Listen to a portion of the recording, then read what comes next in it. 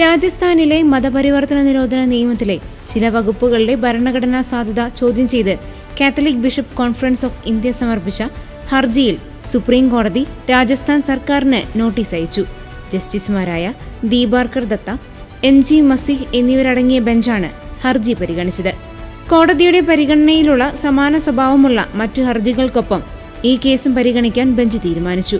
ഉത്തരാഖണ്ഡ്, ഹിമാചൽ പ്രദേശ്, മധ്യപ്രദേശ്, ഗുജറാത്ത്, ഉത്തർപ്രദേശ് എന്നീ സംസ്ഥാനങ്ങൾ പാസാക്കിയ സമാനമായ മതപരിവർത്തന നിരോധന നിയമങ്ങളെക്കുറിച്ചുള്ള ഹർജികളും കോടതിയുടെ പരിഗണനയിലുണ്ട്. സോളിസിറ്റർ ജനറൽ തുഷാർ മെത്തയാണ് ഈ വിവരങ്ങൾ കോടതിയെ അറിയിച്ചത്.